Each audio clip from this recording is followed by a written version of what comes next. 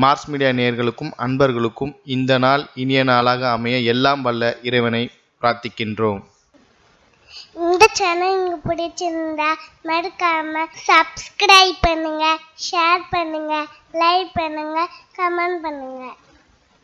சுய உதவிக்குழு பான் கார்டுகளுக்கு எனதருமை கன்னி ராசி நேயர்களே, இந்த பதிவில் நம்ம என்ன பார்க்க போறோம் அப்படின்னா 2024ஆம் ஆண்டு ஏப்ரல் மாத ராசி பலன். இந்த ஏப்ரல் மாசத்துல எந்தெந்த கிரகங்கள் உங்களுக்கு அற்புதமா வேலை செய்ய போறது, எந்தெந்த கிரகங்கள் மூலமா நீங்க கவனமா இருக்கணும், சந்திராசிரம தினங்கள் என்னென்னைக்கு, பரிகாரமா என்ன பண்ணினா ரொம்ப விசேஷம் அப்படிங்கறத பத்திலாம் நம்ம இப்ப தெளிவா பார்க்க போறோம்.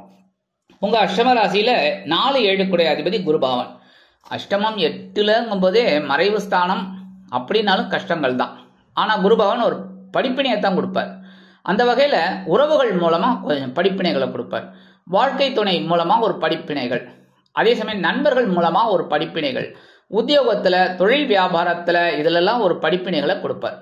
ஆனாலும் சில நேரங்கள்ல பாத்தீங்கன்னா மனசுல ஒரு சந்தோஷம் இருக்கும். குருவோட பார்வைங்கும் போது 5ஆம் பார்வை உங்களோட விரைராசியில விழழுது, செலவுகள் ஓஹோன்னு இருக்கும், கண்ணா வினான்னு இருக்கும்.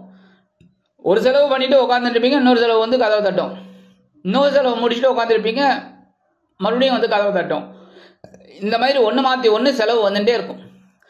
ஆனால் அதெல்லாம் சமாளிக்கிற ஒரு ஆற்றல் 7ஆம் பார்வை உங்களோட தனவாக்கு குடும்பஸ்தானத்தில் விழுறதுனால வரவு வந்துட்டே இருக்கும். எப்போவுமே வரவு இல்லாமல் செலவு இருந்தால் தான் பிரச்சனை. ஆனால் அந்த வரவு செலவுக்கு ஏற்ற மாதிரி வந்துட்டு இருக்கிறதுனால செலவை சமாளிக்கக்கூடிய ஒரு ஆற்றல் உங்களுக்கு கிடைக்கும். தனவரவு தாராளமாக வந்து சேரும். கொடுத்த வாக்குறுதிகளை காப்பாற்றி மகிழ்வீர்கள். குடும்பத்தில் சந்தோஷம் உண்டாகும். அடுத்தபடியாக சுகஸ்தானத்தில் விழுறதுனால சில பேருக்கு எதிர்பாராத சொத்து சேர்க்கை உண்டாகும். உற்றார் உறவினர்கள் ஓரளவுக்கு அனுகூலமாக இருப்பாங்க.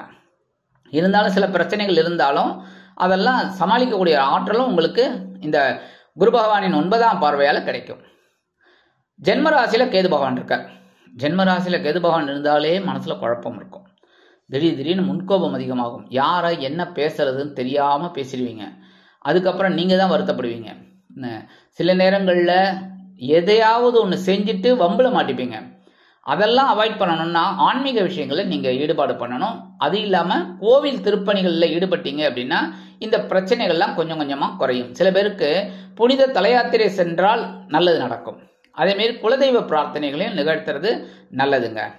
அடுத்தபடியாக பகைருண ரோக ராசியில் 5-6 குடை அதிபதி சனி. இந்த சனீஸ்வர பகவான் 6ஆம் இடத்துல இருக்கிறது ரொம்ப விசேஷம். அது உங்களுக்கு 6ஆம் இடத்து அதிபதியே அவர் தான், பஞ்சமாதிபதியும் அவர் தான். அதனாலே மனசுல ஒரு தைரியம் இருக்கும். அப்படியே விடாக்கொண்டன் கடாக்கண்டன்கிற மாதிரி உங்களுக்கு எடுக்கிற காரியங்கள்லாம் ஒரு சந்தோஷம் இருக்கும், தைரியம் இருக்கும். உத்தியோகத்தில் இருக்கிறவாளுக்கெல்லாம் ஒரு பெரிய ஆற்றல் அதிகமாக இருக்கும். அதே சமயம் அஷ்டமாதிபதியும் சகாயாதிபதியுமான செவ்வாயும் இருக்கார் 6ஆம் இடத்துல. அது ரொம்ப விசேஷம், பெரிய பிளஸ் பாயிண்ட். அந்த வகையில் உங்களுக்கு பெரிய ஒரு முன்னேற்றங்கள்லாம் கண்டிப்பாக கிடைக்கும். 6ஆம் இடத்துல இருக்கிறது ரொம்ப விசேஷம். குழந்தைகள் ஆதரவாக இருப்பாங்க. முயற்சிகள் வெற்றி அடையும். சில பேருக்கு பார்க்கறேன் எடுத்த காரியங்கள்லாம் அருமையாக நிறைவேறும். எல்லா விதத்திலும் உங்களுக்கு முன்னேற்றங்கள் கூடி வரும். அடுத்தது பார்த்தீங்கன்னா 22/4/2024 இந்த செவ்வாய் பகவான் எங்கே வரப்போறாருன்னு பார்த்தீங்கன்னா கலத்திர ராசிக்கு வந்துடுறார். கலத்திர ராசிக்கு வந்துடுறார். 7ஆம் இடத்துக்கு வந்துடுறார்.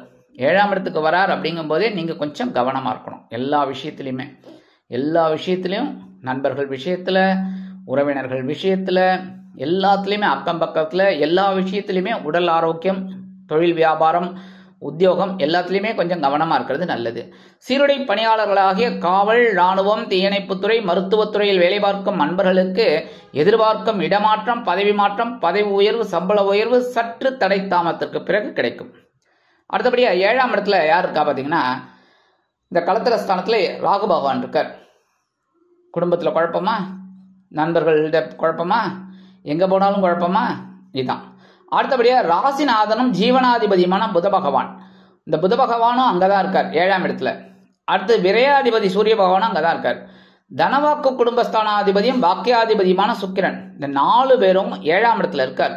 7ஆம் இடத்துல இருக்கிறதுனாலே ஏகப்பட்ட குழப்பங்களை நீங்கள் சமாளிச்சுக்கிட்டே இருக்கீங்க, சமாளிச்சுக்கிட்டே வரீங்க. ஏகப்பட்ட குழப்பம். குடும்பத்தில் ஏதோ ஒன்று பேசுவீங்க, என்ன வாழ்க்கை துணை ஏதோ ஒன்று புரிஞ்சுப்பாங்க, அதனாலேயே குழப்பம். நண்பர்கள், நீங்கள் நண்பர்கள்ட்ட ரொம்ப நாளாக பழகுவீங்க, நீண்ட நாள் நண்பர்கள். எதையோ ஒன்று பேசுவீங்க, அது ஒரு பிரிவினைக்கு வழியை கொடுக்கும். இந்த மாதிரிலாம் சில விஷயங்கள். ஏன்னா 4 கிரகங்கள் அங்கே இருக்காங்க. ஏகப்பட்ட குழப்பங்களுக்கு பஞ்சமே இல்லை. அப்படிதான் போயிட்டு இருக்கு. என்ன பண்றது? எல்லாத்தையும் நீங்க அட்ஜஸ்ட் பண்ணிட்டு போயிட்டு இருக்கீங்க.